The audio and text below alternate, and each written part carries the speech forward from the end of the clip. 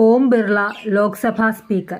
18ാം ലോക്സഭയുടെ സ്പീക്കറായി ഓം ബിർളയെ തിരഞ്ഞെടുത്തു. രാജസ്ഥാനിലെ കോട്ടയിൽ നിന്നുള്ള പാർലമെന്റ് അംഗമാണ്. പ്രധാനമന്ത്രി നരേന്ദ്രമോദിയാണ് ഓം ബിർളയെ സ്പീക്കറായി നിർദ്ദേശിച്ച് പ്രമേയം അവതരിപ്പിച്ചത്. മാവേലിക്കര MP കൊടിക്കുന്നിൽ സുരേഷിനെ സ്പീക്കറാക്കണമെന്ന പ്രമേയത്തിന് നോട്ടീസ് നൽകിയിരുന്നെങ്കിലും പ്രമേയം അവതരിപ്പിക്കേണ്ടി വന്നില്ല. ഭരണപക്ഷത്തെ പ്രമേയത്തിന് പ്രതിപക്ഷം വോട്ടെടുപ്പും ആവശ്യപ്പെട്ടില്ല. പ്രതിപക്ഷത്തെ ഏറ്റവും വലിയ ഒറ്റക്കക്ഷി എന്ന നിലയിൽ കോൺഗ്രസ് പാർട്ടിയിലെ രാഹുൽ ഗാന്ധി MP-യെ പ്രതിപക്ഷ നേതാവായി തെരഞ്ഞെടുത്തു. സ്പീക്കർ ഓം ബിർളയാണ് സഭയിൽ പ്രതിപക്ഷ നേതാവിനെ ഔദ്യോഗികമായി പ്രഖ്യാപിച്ചത്. 10 വർഷത്തെ ഇടവേളയ്ക്ക് ശേഷമാണ് ലോക്സഭയ്ക്ക് പ്രതിപക്ഷ നേതാവിനെ ലഭിക്കുന്നത്.